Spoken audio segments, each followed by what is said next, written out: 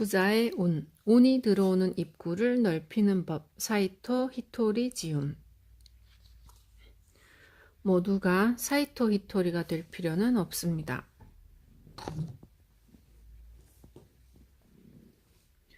10여 년 전부터 일본 소득세 납부 순위 10위 안에 이름을 올리게 된 이래로 많은 사람들로부터 다음과 같은 질문을 받아왔습니다. 어떻게 하면 사이토 씨처럼 부자가 될 수 있나요? 솔직히 말해 이런 물음에는 뭐라고 대답해야 할지 잘 모르겠습니다. 사람들은 저를 이상한 사람이라 부르곤 합니다. 제 생각이 보통 사람들과는 조금 다르다는 것이죠. 물론 맞는 말인지도 모릅니다. 제 스스로도 내가 보통 사람과는 사고방식이 좀 다른 게 아닌가 하는 생각을 하기도 하니까요. 사람은 누구나 각자 자기만의 개성을 가지고 있습니다. 얼굴뿐 아니라 생각이나 삶의 방식도 제각각입니다. 그러나 남들과 다르다는 것은 자연스러운 현상이고 서로 다르다는 것은 우리 모두에게 좋은 일입니다. 따라서 여러분의 생각이 저와 같지 않아도 괜찮습니다. 사람은 어느 누구와도 똑같아질 수 없으니까요. 저 또한 그저 제 자신일 뿐이고요. 여러분 모두 각자 훌륭한 자질을 가지고 있기에 굳이 사이토 히토리가 될 필요는 없습니다. 여러분은 자신에게 맞는 일을 하고 자신의 방식대로 살아가면서도 충분히 성공할 수 있습니다. 적어도 저는 그렇게 생각합니다. 이 책에서는 제가 이제껏 살아온 방식과 생각을 소개하려 합니다.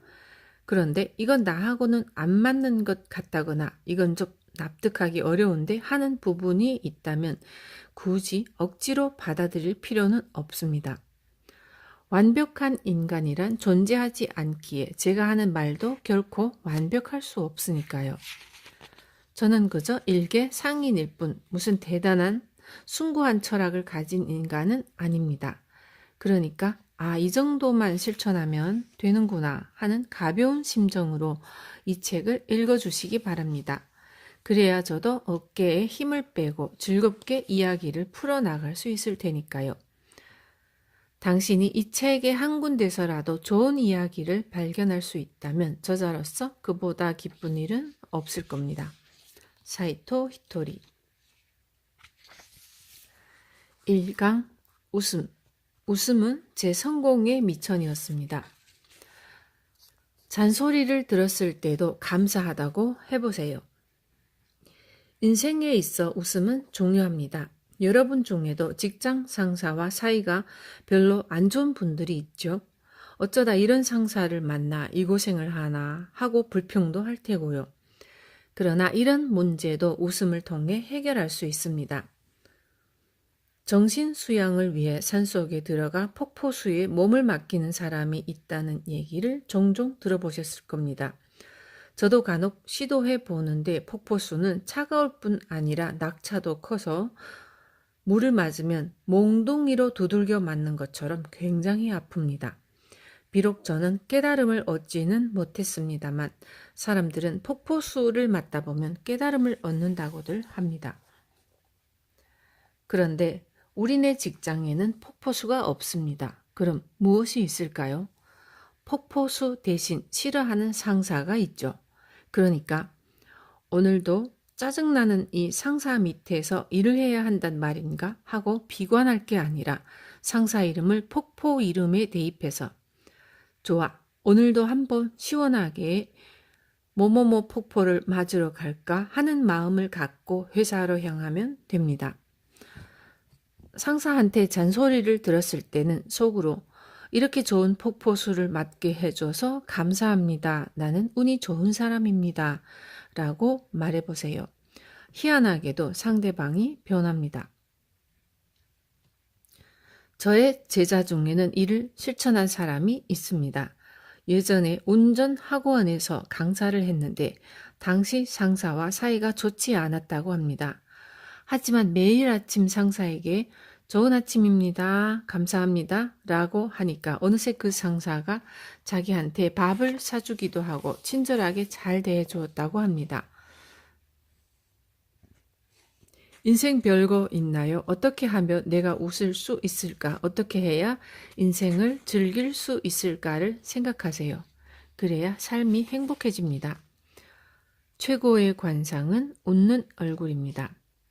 아침이 되면 밝아지고 밤이 되면 어두워진다. 세상에는 꼭 이렇게 말하는 사람들이 있습니다. 제가 볼 때 이것은 과학을 잘 모르는 사람들이나 하는 말입니다. 아침이 되어서 밝아진 게 아니라 태양이 존재하니까 밝아진 겁니다. 태양이 없다면 지구가 아무리 열심히 회전해도 세상은 온통 캄캄하겠죠. 무엇보다 태양은 자기가 기분 좋을 때만 빛을 내지 않습니다. 만약 그렇다고 한다면 그건 이미 태양이 아니겠죠. 태양이라는 건 언제 어느 때나 늘 불타오르며 지구를 비추고 있으니까요. 무슨 말을 하고 싶은 것이냐 하면 아무 생각 없이 멍하니 있으면 어느 누구라도 기분이 우울해진다는 겁니다. 이는 마치 태양이 없는 상황과도 같습니다. 경기가 불황이든 부모님의 건강이 안 좋든 어떤 시련에 부닥치든 밝은 생각을 하지 않는 한 삶은 긍정적으로 변하지 않습니다. 그래서 저는 지금까지 스스로에게 이렇게 말해왔습니다. 나는 항상 밝게 빛나는 태양 같은 존재다. 어떤 힘든 상황이 닥친다 해도 이 세상에 태어난 것을 감사해하고 행복해하자. 언뜻 보기에는 어려운 일 같지만 실제로 해보면 굉장히 간단하다는 걸 알게 될 겁니다. 늘 밝은 표정을 짓는 것, 이것만 하면 되거든요. 웃는 얼굴은 누구에게나 최고의 관상입니다. 웃으면 엄청난 운이 흘러 들어올 뿐 아니라 저절로 행복해집니다. 왜냐고요? 고민에 빠진 사람의 얼굴을 떠올려 보시기 바랍니다. 미간에 주름이 잔뜩 있고 입은 굳게 다물어진 것도 모자라 심지어 비뚤어져 있기까지 하죠. 이런 표정을 짓다 보면 어느새 양쪽 눈 사이에 있는 제3의 눈이 닫혀버립니다. 애염명왕이라는 불상을 본 적이 있는 분은 잘 알겠지만 이 불상의 이마에는 눈이 붙어 있습니다. 바로 이 눈을 제3의 눈이라 부릅니다. 이는 육안으로 볼 수 없는 것을 볼 수 있는 눈으로 이 눈을 통해 모든 상상력과 아이디어의 원천을 얻을 수 있다고 합니다. 그런데 미간에 주름이 생기면 먼저 이 눈이 닫힙니다. 아무것도 볼 수 없게 되는 것이죠. 따라서 인상을 잔뜩 쓰면서 고민해봤자 근사한 해결책이 떠오를 리는 없습니다. 미간이 열려야 제3의 눈도 열리는 법입니다. 그렇다면 미간을 어떻게 열어야 할까요? 그냥 웃으면 됩니다. 웃으면 주름이 펴지면서 자연스럽게 미간이 열리거든요. 한번 활짝 웃으면서 미간에 주름을 만들려고 해보세요. 아무것도 아닌 것 같지만 신기하게도 상당히 힘듭니다. 누구에게나 미소로 대하는 사람은 적을 만들지 않습니다. 다퉈야 할 적이 없는 삶을 상상해 보세요. 얼마나 행복한가요? 물론 제가 아무리 이런 말을 해도 분명 믿지 않는 분들이 계실 겁니다. 그래도 속는 셈 치고 한번 웃어보세요. 어느새 자연스레 제3의 눈이 열릴 겁니다. 또한 사람을 행복으로 이끄는 아이디어도 샘물처럼 솟아오를 겁니다.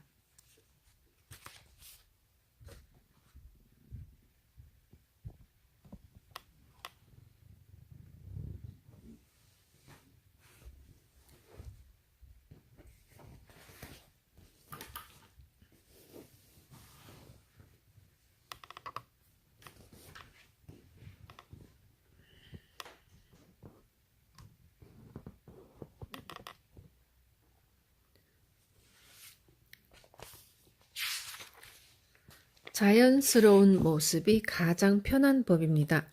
저는 신앙인도 아니고 특정 종교단체에 소속되어 있지도 않지만 부처나 예수, 마호메트와 같은 분들을 똑같이 존경합니다. 어느 날 불상을 보다가 문득 이런 생각이 들더군요. 일어서면 피곤해 보이고 앉으면 졸려 보이네. 그러고 보니 걸어 다니는 모습은 본 적이 없구나. 무슨 말이냐고요? 서 있는 부처상을 보면 왠지 피곤해 보이지 않나요? 반대로 앉아있는 불상을 보면 눈이 반쯤 감겨 있어 졸린 것처럼 보입니다. 그리고 이제껏 걷는 모습을 하고 있는 부처님은 본 적이 없고요. 이 책은 이런 쓸데없는 생각을 하는 사람이 쓴 것이니 너무 훌륭한 이야기는 기대하지 마시기 바랍니다. 저는 여러분이 생각하는 것만큼 성실한 사람이 아닙니다. 그저 일개 상인일 뿐이고 즐겁고 신나는 일을 아주 좋아하는 사람일 뿐입니다. 저는 평소에 카바레 같은 유흥업소에 발을 들여놓지 않지만 그렇다고 성실하거나 훌륭한 인간이어서는 아닙니다. 저 역시 여성분들을 아주 좋아하지만 그저 그런 곳에는 가고 싶지 않을 뿐입니다. 만약 가고 싶은 마음이 생긴다면 지금이라도 당장 가겠죠. 저는 그런 사람입니다. 만에 하나 우리 회사 직원이 제가 카바레에서 나오는 장면을 우연히 발견했다고 칩시다. 그 직원이 어떻게 하지? 뭐 뽀꼴 봤네? 라고 생각한다면 저로서는 미안하죠. 그러나 평소에 제가 그다지 훌륭한 사람이 아니라는 점을 광고해 둔다면 설사 그런 장면을 들켰다 해도 이런 대화가 오갈 수 있죠. 자네를 여기서 만나는군. 참 기묘한 우연이네. 사이토 씨, 안녕하세요. 이처럼 가슴이 서로 철렁 내려앉아 말도 제대로 못하는 그런 멋쩍은 상황은 만들어지지 않는 것이죠. 그렇다면 반대로 저처럼 그다지 대단하지 않은 사람이 평소에 훌륭한 말을 하고 다니면 어떻게 될까요? 실제로도 훌륭한 사람이 되어야 하거나 별 볼 일 없다는 사실이 탄로 나거나 둘 중 하나일 겁니다. 어느 쪽이 되건 괴롭긴 마찬가지겠죠. 그러니까 평소에는 그저 자연스러운 모습을 보이는 게 제일 좋습니다. 애써 꾸미지 않은 있는 그대로의 모습을 보여주는 것이 가장 편한 겁니다. 재밌는 생각을 많이 할수록 재밌는 일이 많이 일어납니다. 살다 보면 재미있는 경험을 참 많이 하게 됩니다. 예컨대 저의 경우는 어느 출판사로부터 사이토 씨에 관한 만화책을 출간하고 싶은데 괜찮겠습니까? 라는 제의를 받은 적이 있습니다. 만화 정도야 뭐 출간해도 괜찮지 않을까 하는 생각으로 승낙했는데 이게 웬걸 완성된 만화를 보고 깜짝 놀랐습니다.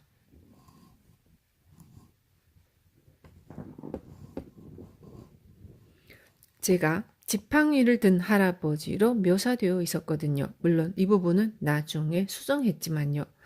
만화를 그린 사람은 저를 만난 적도 사진을 본 적도 없었으니 어찌 보면 당연한 결과일 겁니다. 만화가는 그저 긴자 일본 한방연구소의 창립자, 일본 최고의 부자라는 수식어만 듣고 저를 상상하며 그린 것일 테니까요. 아마 많은 분들이 저에 대해 비슷한 상상을 하고 있을 거라 생각합니다. 그런데 사실 저로서는 매우 즐겁고 재미있는 상황이라 할 수 있습니다. 개중에는 이런 말을 하는 사람도 있습니다. 사이토 씨의 사업이 떼돈을 버는 것은 소득세 순위에 이름이 올라와 있기 때문이다. 하지만 생각해 보세요. 소득세 순위라는 건 돈을 많이 번 사람만이 이름을 올릴 수 있는 것 아닌가요? 정말 세상에는 재미있는 일이 많습니다. 그렇다면 재미있는 일은 어떻게 만드는 걸까요? 이는 간단합니다. 재미있는 일은 늘 재미있는 일을 생각하는 사람에게 많이 일어나는 법입니다. 자신이 평소에 무엇을 생각하고 어떻게 행동하느냐에 따라 삶을 한 편의 폭력 영화로 만들 수도 있고 둘도 없는 비극으로 만들 수도 있고 굉장히 즐거운 희극으로 만들 수도 있는 것이죠. 이처럼 각자의 생각에 따라 어떤 영화든 가능합니다. 제 인생은 일을 할 때나 여행을 할 때나 늘 희극입니다. 제가 일본에서 소득세를 가장 많이 낸 것도 하나의 희극이라 생각합니다. 그리고 저는 희극을 연출하는 상인인 셈이죠. 상품에도 알고 보면 다꽝, 나는 깜짝 스타일처럼 웃기는 이름을 지어줘야만 성이 찹니다. 이처럼 저는 팔리느냐 팔리지 않느냐 이전에 웃을 수 있느냐 웃을 수 없느냐를 중요시합니다. 저는 스스로에게 무엇 때문에 이 세상에 태어났을까라는 질문을 던진 후 이렇게 결론을 내렸습니다. 인생은 신나게 놀다 가는 것이다. 저는 즐겁게 놀기 위해 이 세상에 왔다고 생각합니다. 따라서 저에게 있어 일은 곧 놀이입니다. 삶도 곧 놀이고요. 기왕 노는 거라면 즐겁고 신나게 놀아야겠죠. 그래서 저는 항상 어떻게 해야 즐겁고 신나게 할 수 있을까를 생각합니다. 사업을 시작하고 매출이 올라가고 나라에 내는 세금이 늘기 시작했을 때 저는 세금을 가장 많이 내는 게임을 한번 해보자고 생각했습니다. 그리고 이 게임을 하는 데 있어 다음과 같은 룰을 정했죠. 주식과 부동산에는 절대로 손대지 말 것. 오로지 사업에 의한 소득만으로 승부하자는 다소 불리한 조건을 내세운 것입니다. 왜냐고요? 그쪽이 더 스릴 있고 재미있으니까요. 축구도 발로만 공을 찰 수 있으니까 재미있는 겁니다. 그런 조건 하에서 공을 뺏기도 하고 태클을 걸기도 하고 슛도 멋지게 막으니 가슴을 쬐며 즐길 수 있는 것이죠. 아무런 룰도 규칙도 손으로 공을 만져도 된다면 결코 재미있지 않을 겁니다. 여러 가지 제한이 있고 뜻대로 되지 않는 구석도 있으니 이런 시합이 재미있는 것 아닐까요? 웃음은 곤경에 처하지 않도록 신이 내린 능력입니다. 저에게는 10명의 제자가 있습니다. 그중 몇 명은 제가 예전에 했던 말들을 엮어 책으로 내기도 했습니다. 그런 책에는 평소에 저답지 않은 제법 진지한 이야기들이 적혀 있는데 그걸 보고 저에게 호감을 느낀 독자들이 꽤 있었나 봅니다. 당시에 여럿으로부터 이런 말을 들었습니다. 히토리 씨의 팬이 모여 여러 가지 정보를 교환할 수 있는 장소가 있으면 좋겠습니다. 저는 책을 읽어주신 분들에게 뭔가 보답을 해야겠다는 생각에 그런 장소를 물색하기 시작했습니다. 그러자 운이 좋게도 도쿄의 어느 상점가에서 빈 점포를 찾아낼 수 있었고 그것을 독자들이 모임을 갖는 장소로 정했습니다.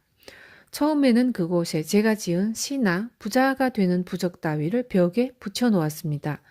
그런데 뭔가 부족하다는 느낌을 지울 수가 없더군요. 왜였을까요? 한마디로 유머가 부족했던 것이죠. 그래서 어떻게 할까 궁리하던 차 역시나 운이 좋게도 목공일을 하는 친구가 그럴듯한 선반을 만들어 주더군요. 저는 재미삼아 그 선반에 부자가 되는 부적을 붙였는데 그때 문득 그렇지 이곳을 운이 좋은 신사로 만들면 어떨까 하는 생각이 떠올랐습니다. 그래서 입구에 이렇게 써놓았죠. 이곳 운이 좋은 신사에서는 돈을 던질 필요도 없지만 대신 복을 주지도 않습니다. 놀랍게도 이렇게 하자 어느새 전국 각지에서 많은 분들이 모이게 되었습니다. 유유상종이랄까요? 저를 좋아하는 분들 중에는 제 농담을 좋아하는 분들이 많아서인지 복을 주지 않는다고 했는데도 합장을 하며 절을 하고 간답니다.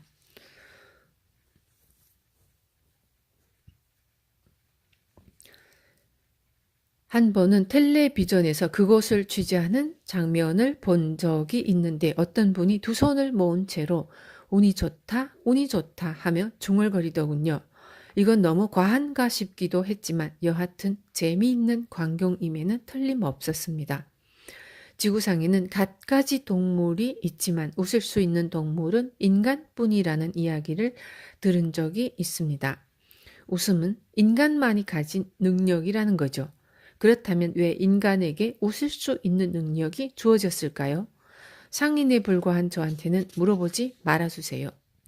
분명 엉뚱한 대답을 할 테니까요. 그래도 굳이 제 나름대로 대답을 해보겠습니다.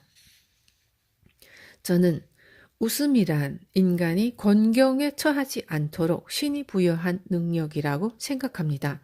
인간이 지닌 소중한 보물인 셈이죠. 이게 사실이든 아니든 하여튼 이 소중한 보물을 적극적으로 활용하면 된다고 봅니다. 그런데 그 중에는 웃을 수 없는 사람, 즐길 줄 모르는 사람도 많더군요. 이런 사람은 부자가 되어도 지루한 표정을 짓고 있습니다. 그리고 나중에 가서는 왜 나는 행복해지지 못할까 하며 불평을 늘어놓습니다. 예전에 제 제자의 아들이 경제의 미래를 다룬 책을 쓴 적이 있습니다. 그런데 평소에 경제에 관심도 없고 관련 책을 읽어본 적이 없는 분들도 이 책을 읽고 경제는 의외로 재밌네요 라는 편지를 보내왔다고 합니다. 저는 이 이야기를 듣고 그 책이 경제는 재미없다는 것이 잘못된 편견이었음을 밝힐 수 있게 되어 참 잘 되었다고 생각했습니다. 여러분의 인생이 재미가 없는 것은 눈앞에서 일어나는 현상이 재미없어서가 아닙니다. 늘 재미없는 생각만 하니까 재미가 없는 겁니다. 웃는 얼굴로 애정 어린 말을 하면 신을 도울 수 있습니다. 제가 평소에 제자들에게 자주 하는 말이 있습니다. 승부라는 것은 항상 눈앞에서 펼쳐진다. 이게 무슨 뜻이냐면 승부는 결산 시기나 소득세, 순위, 인사이동, 발령, 입시 결과, 발표 때만 나는 것이 아니라는 겁니다. 즉 살아가는 매 순간 승부가 펼쳐진다는 뜻입니다.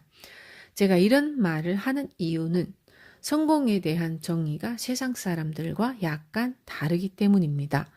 세상은 인류 기업에 다니거나 출세를 하거나 장사를 해서 큰 돈을 번 사람을 성공한 사람이라 부릅니다만 저는 그렇게 생각하지 않습니다. 인간의 육체가 허물어지고 영혼이 고향으로 돌아갈 때가 되면 사회적 지위나 돈을 비롯하여 사는 동안 가졌던 모든 것을 이 세상에 놓고 가야 합니다. 그래서 저는 이런 말을 하곤 합니다. 1000명을 완수하는 것이야말로 진정한 성공이다. 1000명이란 인간이 이 세상에 태어날 때 신과 나눈 약속을 말합니다. 그리고 그 약속이란 바로 웃는 얼굴로 애정이 담긴 말을 하는 것이죠. 물론 사람마다 1000명에 대한 정의는 다르겠지만 저는 그렇게 생각합니다. 그럼 왜 인간이 태어날 때 신과 이런 약속을 하는 걸까요? 그건 신이 웃는 표정으로 애정이 담긴 말을 하는 사람을 필요로 하기 때문입니다. 신은 풀과 나무, 곤충과 새, 인간을 포함한 지구상의 모든 것을 창조했지만 단 한 가지 창조하지 못한 게 있습니다. 바로 자신의 사랑이죠. 신은 자신의 위대한 사랑을 직접 표현할 수 없습니다. 그러니 웃을 수도 말을 할 수도 있는 인간이 신을 대신해 이 사랑을 표현해야 하는 겁니다. 아마도 인간이 이 세상에 태어날 때 신이 이런 부탁을 했겠죠. 나 대신 사람들에게 웃는 얼굴로 애정이 담긴 말을 해주길 바란다. 이 부탁을 들어주기 위해 노력하는 사람은 신에게 도움을 주는 사람이니 당연히 신도 그 사람의 꿈이 이루어지게 도와줄 겁니다.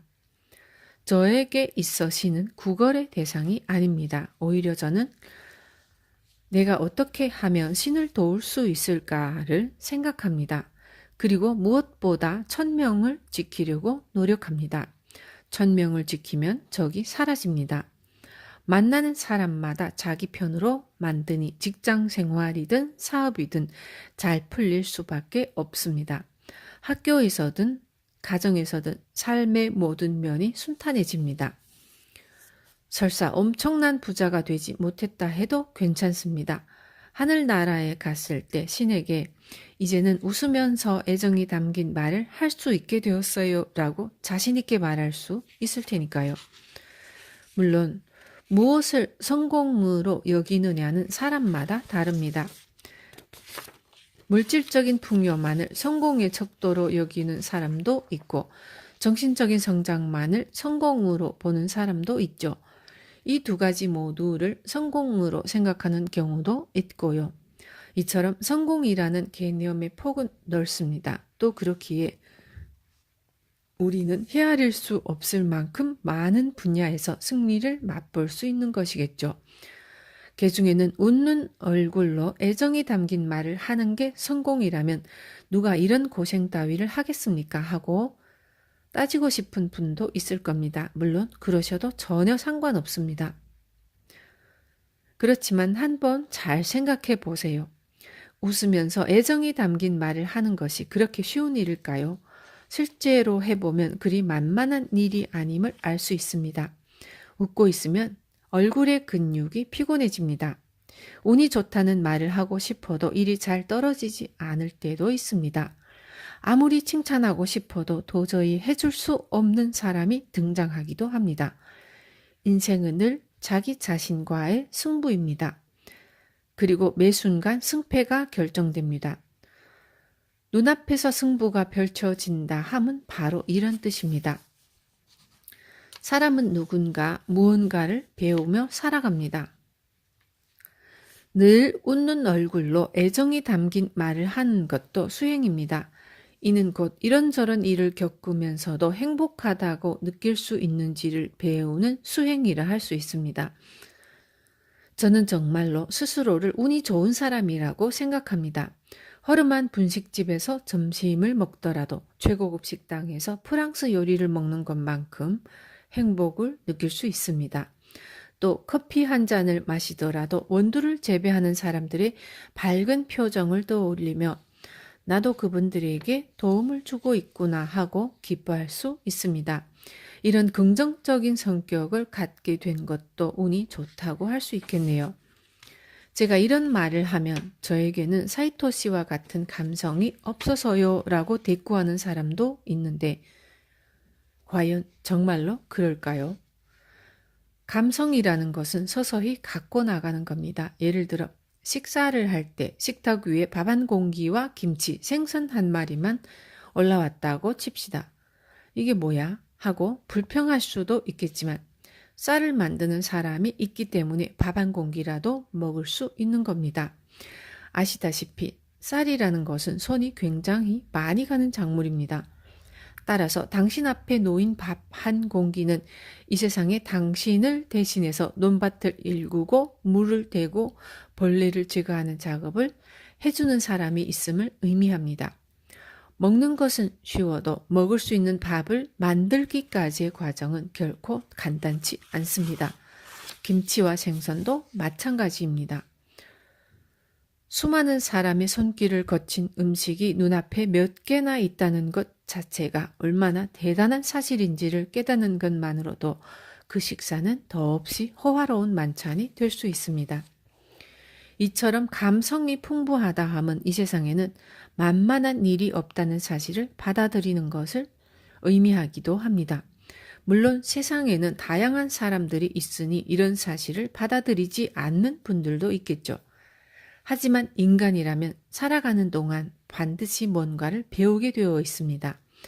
따라서 꼭 제 말에 동의하기보다 언젠가는 이런 이치를 깨닫게 될 거라는 믿음으로 지금 주어진 삶을 살아가시기 바랍니다. 심지어 이번 생애에 깨닫지 못해도 괜찮습니다. 어떤 사람이 이런 말을 하더군요. 인간이라는 존재는 10만 번을 다시 태어난다고요. 때문에 10만 번의 삶 중에 깨닫지 못하는 삶도 몇 번 있을 수 있는 겁니다. 하지만 결국 인간은 수없이 환생을 거듭하면서 영혼의 성장을 이뤄나갑니다. 다시 말해 모든 인간이 성공의 길을 끊임없이 걸어가고 있다는 사실 자체는 변하지 않는 겁니다. 어느 쪽이 옳은가 보다 어느 쪽이 즐거운가를 따지세요.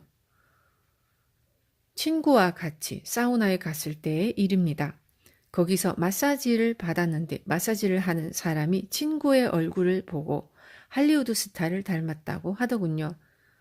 친구는 이제까지 그런 말을 들어본 적이 없었기 때문에 굉장히 기뻐했습니다.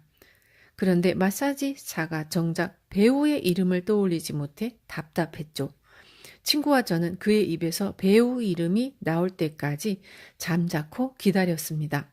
그런데 한참 뒤에 마사지사가 이렇게 말하더군요. 목에 나사가 박힌 사람 있잖아요. 이름이 뭐였더라? 결국 프랑켄슈타인을 닮았다는 말이었습니다. 이 말을 들은 제 친구는 그냥 웃어 넘기긴 했지만 얼굴에는 실망하는 기색이 역력했습니다. 물론 그 사람 눈에는 실제로 그렇게 보였으니 생각한 대로 말을 뱉은 것일 테죠. 자신이 느낀 그대로를 솔직하게 말했으니 거짓말도 아니고 바른 말을 한 것입니다. 하지만 바른 말을 했기 때문에 제 친구는 실망한 셈이죠. 그래서 저는 평소에 이렇게 말합니다. 어느 쪽이 옳은지를 따질 게 아니라 어느 쪽이 더 즐거운지를 기준으로 삼으세요. 단 분명히 짚고 넘어가야 할 점이 있습니다. 제가 말하는 즐거움이란 카드 한도도 생각하지 않고 계속 카드를 긁어대는 쇼핑에서 얻는 즐거움이 아닙니다. 그렇게 아무 생각 없이 카드를 긁다가는 얼마 후에 틀림없이 산더미 같은 청구서가 날아오겠죠. 이래서야 하나도 즐겁지 않을 겁니다. 회사에 출근하지 않고 집에 있는 게 즐겁다고 무단결석을 하는 것도 즐거운 일일까요? 요즘처럼 취업이 힘들 때 그런 짓을 했다간 틀림없이 회사에서 잘리고 말 겁니다. 그 하루는 즐거울지 몰라도 결국 실직자가 되면 결코 즐겁지 않겠죠.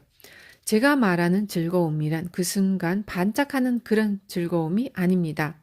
이를 자세히 설명하려 하면 상당히 어려워질 것 같으니 나머지는 여러분 각자의 판단에 맡기도록 하고 다시 본래 하던 얘기로 돌아가 보시죠. 다시 말하지만 어떻게 하는 게 옳은가 보다 어떻게 해야 즐거워질 수 있을까를 기준으로 삼고 행동하면 그 자리에 있는 모든 사람이 즐거워질 수 있습니다. 그럼 그 마사지사는 뭐라고 해야 했을까요? 거짓말이라도 상관없으니까 브래드 피트를 닮으셨네요 라고 했다면 더 좋았겠죠. 아니면 지금은 잘 떠오르지 않지만 다음에 오실 때까지는 생각해 둘게요 라고 했더라도 충분했을 겁니다.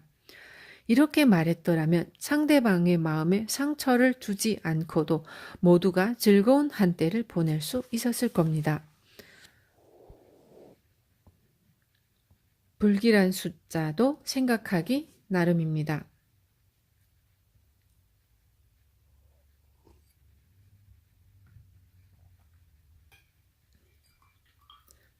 일본인들은 흔히 숫자 4와 9를 기피하는 경향이 있는데 이와 달리 저는 이 숫자들을 애지중지합니다. 예전에 이들 숫자가 등장하는 재밌는 꿈을 꾼 적이 있거든요.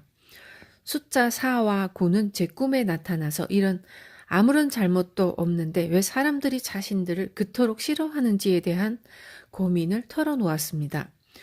본인들도 나름대로 이런저런 이유를 생각해 보았지만 도무지 답을 찾을 수 없었던 게죠. 그래서 저한테 상담을 하러 왔던 겁니다.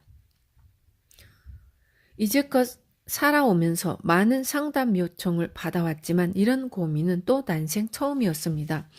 저도 뭐라 답해야 할지 몰라 자연망실해 있었죠. 그런데 4와 9는 제 앞에서 이런 모습이라면 사람들이 좋아할까요? 라며 자기네들끼리 자리를 바꿔가면서 열심히 갖가지 모양을 만들어 보이더군요. 그 모습이 너무 진지해서 그만 웃음을 터뜨렸는데 웃지만 말고 히토리 씨도 뭔가 아이디어를 내봐요 하며 핀잔을 주는 겁니다. 그래서 저는 사뭇 진지하게 이렇게 대답했습니다. 사람들이 4와 9를 기피하는 것은 죽음 4와 고생 9를 연상시키기 때문이지 당신들이 잘못해서가 아닙니다. 그러자 이들은 그건 너무해요. 우리 둘이 합쳐지면 모든 일이 좋아지는데 말이죠. 하고 대답하더군요. 이 말을 듣고 나자 저는 그 두 숫자가 그동안 부당한 대우를 받아왔다는 생각에 측은한 마음이 들었습니다. 그래서 앞으로는 당신들을 소중하게 여기겠습니다. 라고 했죠. 그러자 4와 9는 안도의 한숨을 쉬며 감사합니다. 저희 둘이 당신의 인생을 좋게 만들어 드릴게요 하고는 사라지더군요. 여하튼 정말 황당한 꿈이었는데 저는 덕분에 4와 9가 합쳐지면 좋아진다는 뜻이 된다는 것을 알게 되었습니다. 그 후로 저는 전화번호부터 자동차 번호에 이르기까지 죄다 4와 9로 바꿔버렸죠. 그 때문인지까지는 모르겠지만 그 뒤로 확실히 좋은 일이 연달아 일어났답니다. 이 이야기를 제자들에게도 전해주자 모두 기뻐하며 좋아하더군요. 이처럼 4와 9가 합쳐질 때 좋은 일이 일어난다고 여기면 이 숫자들을 쓸데없이 피해 다닐 이유도 없어집니다. 행복. 지금 하고 있는 고민도 1년 뒤에는 분명 사라집니다. 평생토록 하는 고민이란 건 없습니다. 사람이 살다 보면 이런저런 일을 겪게 됩니다. 즐거운 일도 있지만 때론 괴로운 일도 있죠. 여러분 중에는 지금도 고민거리가 한가득인 분도 있을 겁니다. 그런데 고민이란 과연 뭘까요? 각자 나름대로의 정의가 있겠지만 제가 생각하는 고민의 정의는 자기 힘으로는 어떻게 해볼 수 없는 문제입니다. 어떻게든 해결할 수 있다면 벌써 행동으로 옮겼을 테니 고민거리로 남지 않았겠죠. 어떻게 해볼 수 없으니까 고민하게 되는 겁니다. 그런데 생각해 보세요. 평생토록 하게 되는 고민이라는 게 있나요? 그렇진 않습니다. 여러분께 질문을 하나 하겠습니다. 1년 전 오늘 자신이 어떤 일로 고민했었는지 기억하고 있습니까? 2년 전의 고민은 기억하나요?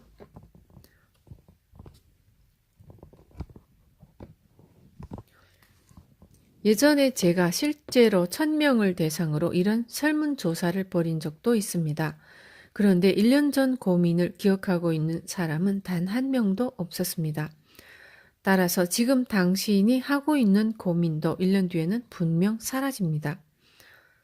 왜 그런 걸까요? 고민이라는 것은 자기 멋대로 사라지는 것이기 때문입니다. 자기가 어떤 행동을 해서 고민이 사라졌다기보다 그저 자연스럽게 사라진 겁니다. 시간이 해결해 준 것이죠. 즉, 시계의 침이 돌아가면서 고민도 서서히 없어진 셈입니다. 다시 말해 시간은 당신 편입니다. 그러니 지금 너무 고민이 많다고 해서 자책하지 마세요. 나는 아무것도 하지 못하는구나. 나는 정말 무력한 사람이야. 라고 생각할 필요는 없습니다. 그렇게 생각하는 사람도 실제로는 뭔가 하고 있는 겁니다. 고민이 있는 사람은 대체로 이런저런 걱정을 합니다. 그런데 생각해 보세요. 걱정하는 것도 분명 하나의 행동이지 않나요? 그런데 인간에게는 자신이 생각하는 것을 끌어당기는 힘이 있다고 합니다. 따라서 걱정을 할수록 오히려 안 좋은 일이 더 생기는 것이죠. 우스갯소리지만 바람 피운 게 걸리면 어떡하지 하며 걱정하는 사람은 결국에 들통난다고 합니다. 따라서 고민거리가 있더라도 괜히 가슴 졸이고 머리를 쥐어뜯을 필요는 없습니다. 그럼 어떻게 해야 할까요? 그저 시간에 맡기세요. 똑딱똑딱 시계바늘이 돌아가는 소리가 운이 좋다, 운이 좋다 라는 소리로 들려야 합니다. 시계가 돌아가는 소리를 들으면서 시간이 내 편을 들어주는구나 라고 생각하는 걸로 충분합니다. 이렇게 생각하는 것만으로도 마음이 한결 가벼워집니다. 이 이야기는 제자들 사이에서 마음이 1000분의 1만큼 가벼워지는 이야기라고 불리는데 원래는 100분의 1만큼 가벼워지는 이야기였습니다. 그런데 왜 100분의 1만큼 가벼워지는지 모르겠다는 반응이 덜어 있어서 재미로 1000분의 1로 바꾼 것이죠. 어찌 되었든 자신의 마음을 조금이라도 가볍게 하자는 뜻에서 이렇게 이름을 붙인 것이니 여러분도 한번 그렇게 믿어보세요.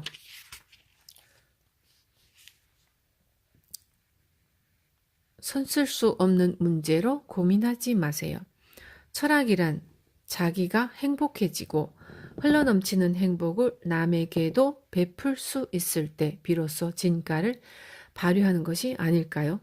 그리고 저는 철학의 목적은 혼자서 해결할 수 있는 것은 스스로 해결하는 그런 인간을 만드는 데 있다고 생각합니다. 물론 세상에는 혼자서 해결할 수 없는 문제도 있습니다. 예컨대 지진이나 갑작스런 사고는 자기 힘으로 어떻게 막을 수가 없죠. 길을 가는데 갑자기 무언가가 머리로 날아오는 일도 마찬가지입니다. 살아가면서 이러한 사고는 피해갈 수는 없습니다. 그리고 언제 닥칠지도 모르니 딱히 대처 방법이 있는 것도 아닙니다. 하지만 전혀 방법이 없는 것도 아니랍니다. 그럼 이를 어떻게 해결할 수 있을까요? 도저히 손을 쓸 수 없는 문제에 대해서는 더 이상 고민하지 않으면 됩니다. 자꾸 고민하니까 괴로운 겁니다. 고민하지 마세요. 그러면 괴롭지 않습니다. 그리고 여기에 철학이 있습니다.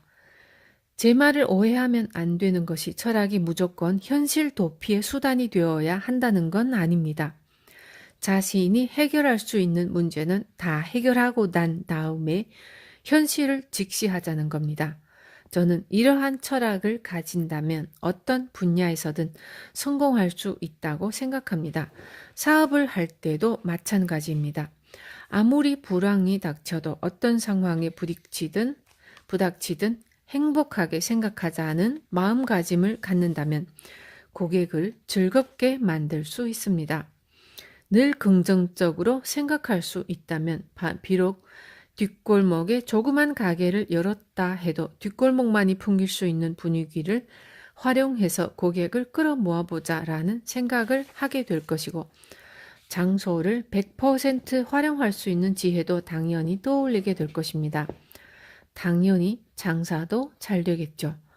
그리고 나중에 다른 곳에 가게를 열었을 때도 뒷골목에서 성공한 경험을 바탕으로 새로운 장소를 멋지게 만들 수 있는 지혜 또한 분명 떠올리게 됩니다.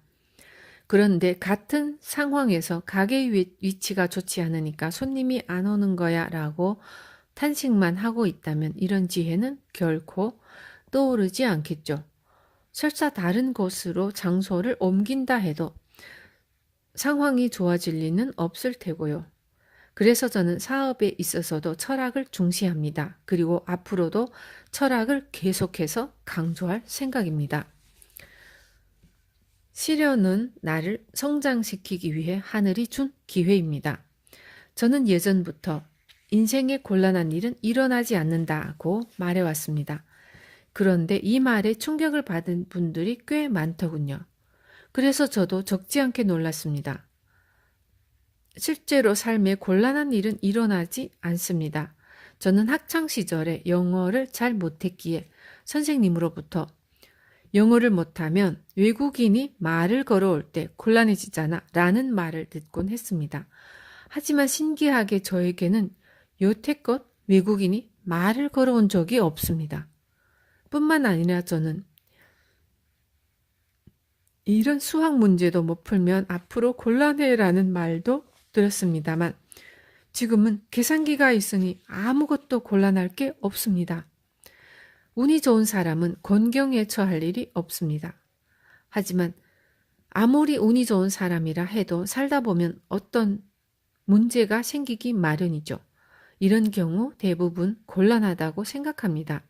하지만 저는 그렇게 생각하지 않습니다. 문제가 발생했다는 것은 자신을 한 단계 성장시켜 주기 위해 하늘이 기회를 주었음을 뜻하니까요. 귀인에겐 정이 없다는 말이 있습니다. 무슨 뜻인가 하면 고생을 해보지 못한 사람은 정이 없다는 의미입니다. 예전에 프랑스에 마리 앙뚜아네트라는 왕비가 있었죠. 이 왕비는 백성들이 먹을 게 없어서 아우성을 치자 빵이 없으면 케이크를 먹으면 되잖아요 라고 말했다고 합니다.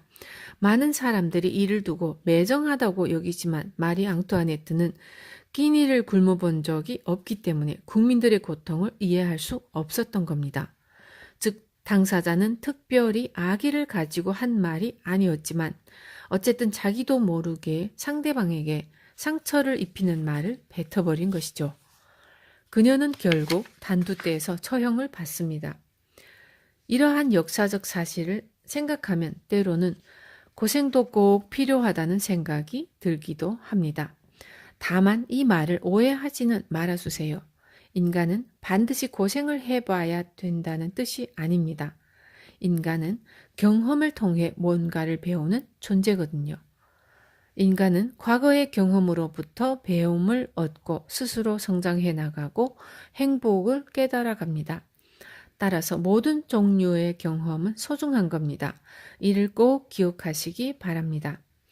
머릿속으로만 이해하는 것은 힘든 일입니다. 자신이 직접 행동하고 문제가 생기면 그로부터 배우고 스스로를 개선시키고 다시 체험을 통해서 배우는 과정을 반복하다 보면 곤란한 일은 생기지 않는다는 말의 뜻을 분명히 이해하는 날이 올 겁니다.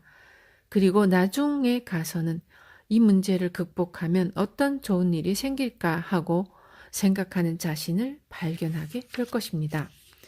고생을 사서 할 필요까진 없습니다. 성공을 하기 위해서는 고생해야 한다는 말과 함께 젊었을 때는 고생을 사서도 해라 라는 이야기를 많이 들었을 겁니다. 하지만 저는 그렇게 생각하지 않습니다. 성공하는데 고생 따윈 필요 없다. 모든 인간은 행복해지기 위해서 태어났으니 고생을 해선 안 된다. 이것이 저의 철학입니다. 저 역시 힘들게 고생해서 성공한 게 아닙니다.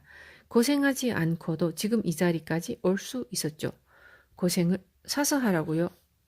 고생을 사는 사람이 있다면 저는 한번 고생이라는 것을 팔아보고 싶네요. 그런데 저는 고생을 한 적이 없으니 팔 수도 없습니다. 아는 분께는 좀 싸게 드리고 싶어도 어쩔 수가 없네요. 이런 말을 하면 누구나 놀랍니다. 거참 이상한 말을 하는 사람이군 하는 눈빛으로 쳐다보죠. 사람들이 어떻게 보든 저는 개의치 않습니다. 사람은 각자 나름대로의 생각을 가지고 있으니까요. 이것은 누가 옳고 그르다는 차원으로 바라볼 문제가 아닙니다. 저는 그저 그렇게 생각한다는 걸 말하고 싶을 뿐입니다. 제가 이런 생각을 하게 된 것은 초등학교 때부터였습니다. 당시 저의 집에 종종 어른들이 모여 자신들의 고생담을 나누곤 했는데 저는 곁에서 엿들으며 한 가지 사실을 깨닫게 되었습니다. 성공하지 못한 사람들은 대체로 잘못된 행동을 해서 고생을 하더군요. 쓸데없이 자기 과시를 한다든가 수입보다 많은 지출을 하고 있다든가 혹은 자신이 못하는 일을 하고 있는 것과 같이 말이죠. 반면 성공한 사람들의 말을 들었을 때는 하나같이 자신이 잘하는 일을 해서 성공했다는 것을 알 수 있었습니다. 자신이 잘하는 일이란 결국 자신에게 쉬운 일을 뜻합니다. 그러니 고생 따위는 할 필요가 없겠죠. 그런데 이상하게도 우리 사회에는 성공한 사람은 자신의 고생담을 말해야 한다는 풍조가 있습니다. 성공한 사람의 고생담 중에는 어렸을 적에 전쟁이 터져 이러이러한 고생을 했다는 식의 이야기가 많습니다. 괜한 시비를 걸어 죄송하지만 그럼 전쟁 중에 고생을 안 한 사람도 있단 말입니까? 정작 성공한 사람의 이야기를 주의 깊게 들어보면 고생을 해서 잘 된 게 아니라 자신이 잘하는 분야의 일을 했기 때문에 고생 같은 건 거의 하지 않았음을 알 수 있습니다. 물론 그 중에는 힘겹게 고생해서 출세한 사람도 있겠죠. 그럼 그 사람은 어떻게 성공한 것이냐고요? 그죠? 자신이 잘하는 분야를 택했기 때문에 출세한 게 아닙니다. 예컨대 자신이 소유하던 부동산 값이 치솟아 부자가 되었다든가 하는 경우가 대부분입니다. 다시 말하지만 성공하기 위해 꼭 고생이 필요한 건 아닙니다. 학창 시절을 떠올려 보세요. 선생님은 잘못을 저지른 학생에게 너 복도에 나가 서 있어 라고 말하곤 합니다. 만약 잘못을 저지르지 않았다면 당연히 그런 말을 들을 필요도 없겠지요. 뭔가 일이 잘 풀리지 않는다면 그것은 자기가 하는 방식이 잘못되었기 때문입니다. 그 잘못을 고치기만 하면 고생은 사라집니다. 원래 행복의 기준은 사람마다 다른 겁니다. 앞서 말했듯 저는 세금을 얼마나 많이 낼 수 있는가 하는 게임을 즐겼습니다. 하지만 납세 순위 1위에 오르는 것을 목표로 하진 않았습니다. 믿지 않을지도 모르지만 저는 사실입니다. 물론 부자가 되고 싶기는 했지만 납세 순위 1위가 되기 위해서 열심히 일한 것은 아닙니다. 그저 언제 어디서든 즐거운 사람이 되고 싶었을 뿐이죠. 인간은 그저 가만히 있어도 살아갈 수 있는 존재가 아닙니다. 뭔가 일을 해야 합니다. 그리고 좋든 싫든 돈이 없으면 살아갈 수 없습니다. 나는 돈 없이도 살 수 있어요. 이런 말을 하는 사람도 있지만 누가 대신 일을 해서 돈을 벌어주는 경우에나 해당되는 말이죠. 실제로 돈이 한 푼도 없는데 살아갈 수 있는 사람은 어디에도 없습니다. 그럼 돈이 충분히 많으면 행복한가? 라고 묻는 분도 있겠지만 꼭 그렇지만도 않습니다. 예를 들어 일이 너무 싫어 회사에 있는 시간이 짜증난다면 퇴근하고 술을 마셔도 행복하지 않겠죠. 그리고 일이 잘 풀리고 있더라도 건강이 안 좋으면 그 역시 행복하지 않을 겁니다. 따라서 행복이라는 것은 자동차에 달린 바퀴에 비유할 수 있습니다. 4개 바퀴 중 어느 한 개라도 펑 하고 펑크가 나면 그 차는 달릴 수 없는 이치와도 같죠. 그러나 행복의 기준이라는 것은 사람마다 다릅니다. 제가 생각하는 행복과 여러분이 생각하는 행복 또한 물론 다를 겁니다. 따라서 어떤 사람이 난 샤넬백만 있으면 행복해 라고 해도 손가락질 할 수는 없습니다. 다만 저의 경우 1,000원짜리 싸구려 가방을 맨다 해도 전혀 상관이 없습니다. 굳이 비싼 돈 주고 샤넬백을 사지 않아도 행복하니까요. 저의 행복과 여러분의 행복을 비교할 생각은 전혀 없습니다.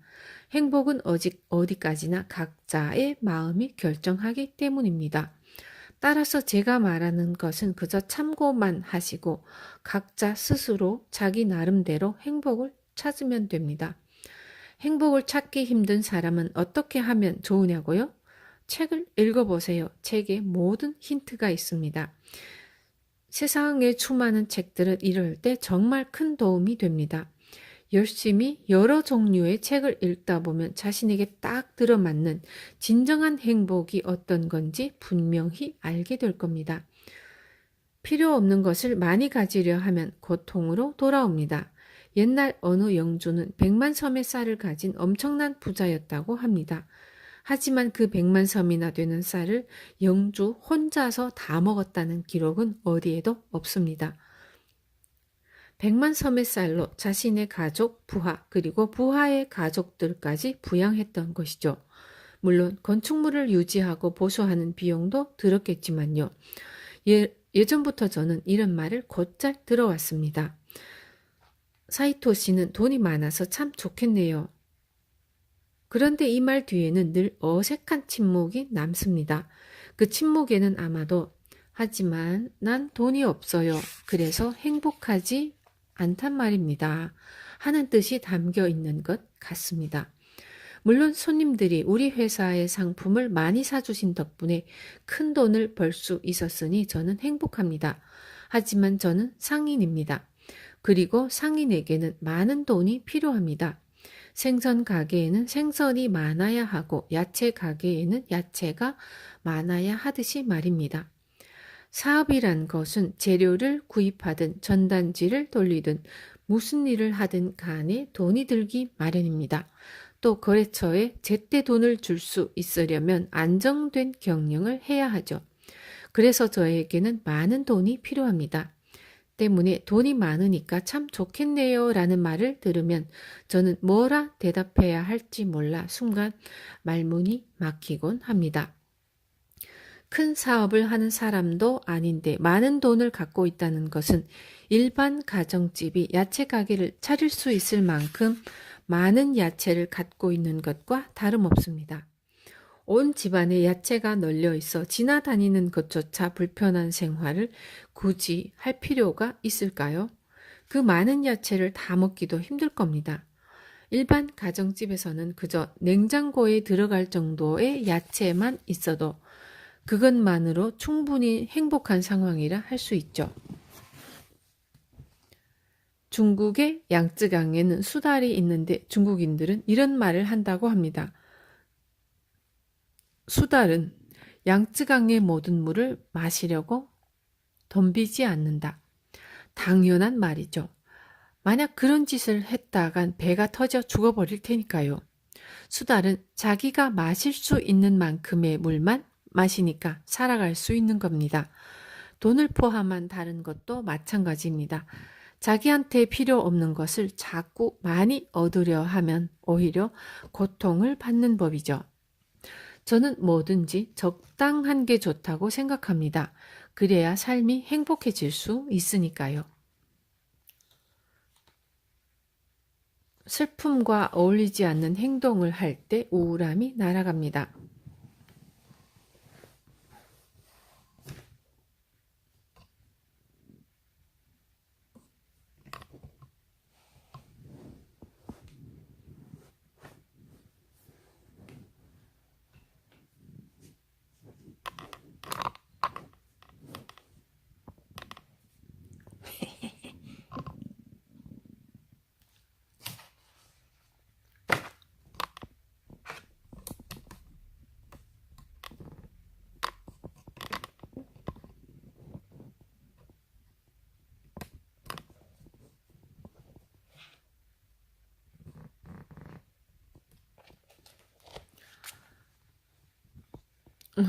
사실 이 세상은 굉장히 단순합니다. 웃음이 나올 정도로 단순하죠. 예전에 제 친구 한 명이 우울증에 걸린 적이 있습니다. 당시 저는 거의 매일같이 그 친구를 한국 음식점에 데려갔는데 철판 위에 갈비를 굽던 그의 표정이 아직도 눈에 선합니다. 땀에 젖어 번들거리는 이마에 행복한 표정으로 고기를 쉴 새 없이 먹어대면서 아줌마 여기 갈매기살 추가요 라고 외치더군요. 이 친구가 정말 우울증에 걸린 게 맞나 의심스러울 정도였습니다. 결국 이 친구는 저와 함께 며칠간 그 가게를 들락거리다가 어느새 우울증에서 벗어나게 되었습니다. 제가 병을 고친 게 아닙니다. 그냥 자연스럽게 나은 것이죠. 그렇다면 왜 나았을까요? 그건 어울리지 않는 짓을 했기 때문입니다. 우울증에 걸린 사람이 행복한 표정으로 갈비를 뜯어먹는 건 어울리지 않습니다. 환자에게 전혀 어울리지 않는 행동을 하다 보니 저절로 병이 나은 게 아닐까요? 이것은 어디까지나 개인적인 의견이니 믿든 말든 상관은 없지만 실제로 제 주위에서 일어났던 일인 건 사실입니다. 암에 걸린 환자도 웃게 만들면 면역력이 올라가 암 퇴치에도 도움을 준다고 합니다.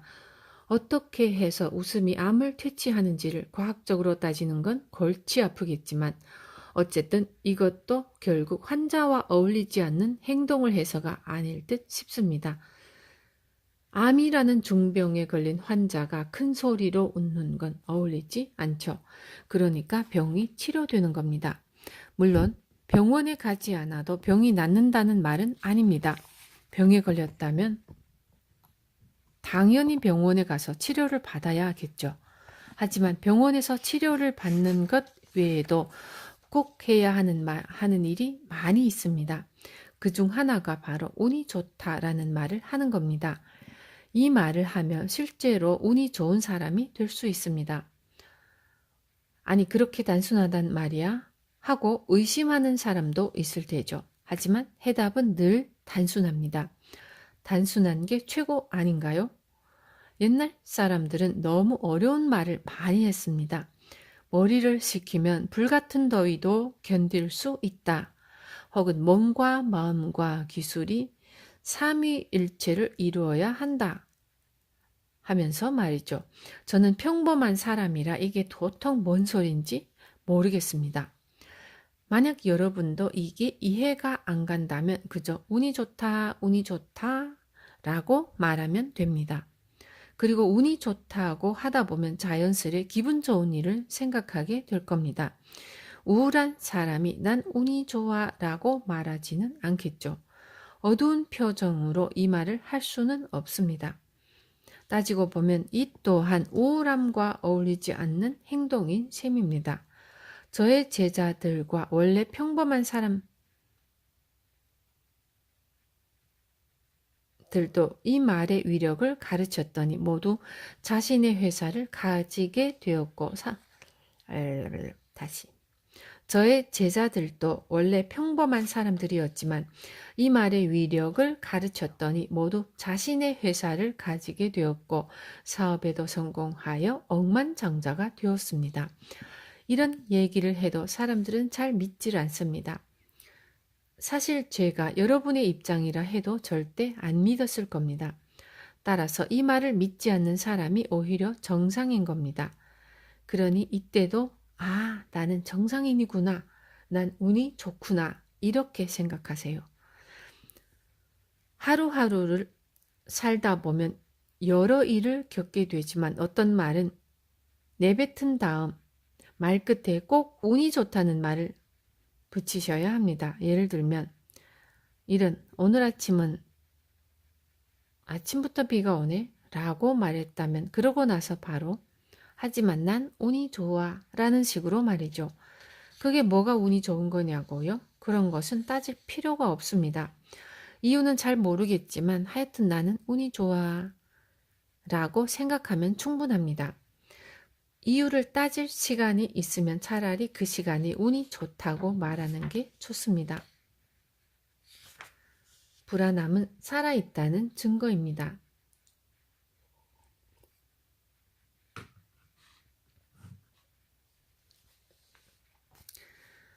살아가는 데 있어서 없어서는 안 되는 것 중 하나가 바로 불안입니다. 이상한 사람이 하는 말이니까 믿기 싫은 분은 믿지 않아도 괜찮습니다. 어디까지나 이건 사견일 뿐이니 꼭 이 말이 옳다는 건 아닙니다. 왜 불안을 없애려 하면 안 되는 걸까요? 인간은 원래 불안과 함께 살아가는 존재이기 때문입니다. 어느 나라의 총리가 되든 엄청난 부자가 되든 무슨 일을 하든 간에 불안은 늘 따라다닙니다. 불안이 완전히 사라질 때는 바로 이 세상을 떠났을 때겠죠. 삶을 마감하고 저 세상으로 갈 때야 비로소 완전한 평온을 느낄 수 있을 겁니다.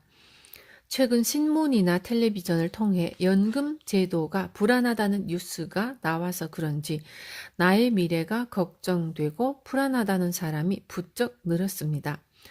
동시에 어떻게 하면 편안한 마음으로 살아갈 수 있을지를 고민하는 사람도 많아진 듯 싶습니다. 하지만 이런 것은 고민한다고 해결될 문제가 아닙니다. 그저 내버려 두는 수밖에 없어요. 내버려 둔다는 것은 자포자기 상태가 되라는 뜻이 아닙니다. 여기서 내버려 둔다는 것은 문제를 제대로 바라보라는 뜻입니다. 대체로 무엇을 제대로 바라보는 것이냐 하면 인간이란 원래 불안한 존재이며 살아있는 동안 불안이 완전히 사라지지 않는다는 사실을 직시하라는 것이죠. 어느 정도 불안이 있는 게 정상입니다. 불안은 삶을 살아가고 있다는 증거니까요. 재미있는 것은 불안한 게 정상이라는 생각을 하게 되면 의외로 불안이 없어진다는 겁니다. 반대로 없앨 수 없는 것을 억지로 없애려고 하면 괜히 무리하게 되고 스스로를 괴롭히게 되죠. 아무리 그게 고통스러워도 없앨 수 없는 것은 사라지지 않습니다. 싫다고 생각하는 순간 고통이 찾아옵니다. 따라서 불안은 무작정 싫어하지 말고 즐겨보세요. 그것을 이용해서 인생을 즐겨보는 겁니다. 그저 싫다는 생각만으로는 아무것도 해결되지 않습니다. 그래서 나는 지금 불안을 느끼고 있어. 이 상황에서 내가 할 수 있는 것은 무엇일까? 이렇게 생각했을 때 비로소 적절한 행동을 취할 수 있고 현실을 바꿀 수 있는 겁니다. 완벽주의를 버리면 인생이 즐거워집니다. 저는 완벽주의자가 아닙니다. 스스로를 불완벽주의자라 부르죠.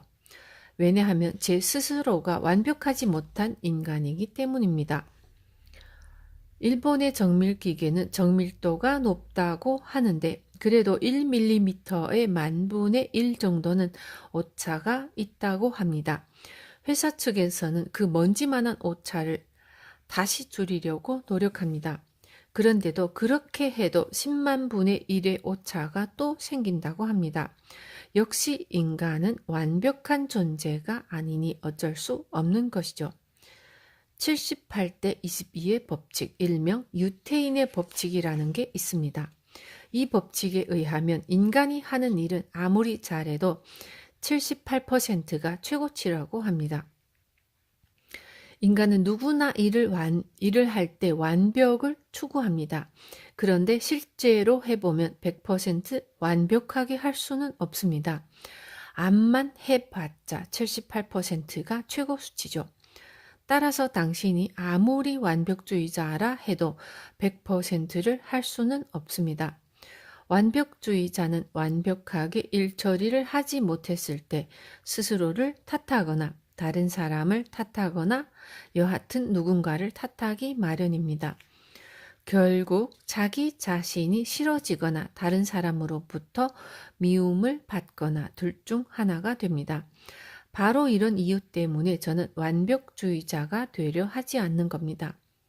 물론 완벽주의자와 불완벽주의자 중 어느 한쪽이 옳고 어느 한쪽이 나쁘다고 말하는 건 아닙니다. 개인적인 취향이 불완벽주의자라는 것뿐입니다. 하지만 완벽주의가 싫다고 해서 일을 대충 해도 된다는 건 아닙니다. 일을 할 때는 당연히 100%를 추구해야죠. 인간이 하는 일은 어차피 최고가 78%니까 결과야 어찌 되었든 참 잘했다고 말하면 되는 겁니다. 그러고 나서 내가 할 수 없었던 28%에 대해서 다시 점검하고 다음번부터는 부족한 부분을 개선하면 됩니다. 이런 과정을 거치면 사람은 성장할 수 있습니다. 다음에 부족한 점을 보완해서 일 처리를 했다고 해도 역시 완벽하지는 않습니다. 그때도 결과는 마찬가지로 78%겠죠. 그러면 또다시 미흡한 22%를 점검하면 됩니다. 이 과정을 끊임없이 계속하다 보면 인간은 어느덧 자기 완성에 도달할 수 있습니다. 그래서 인생이 즐거운 겁니다.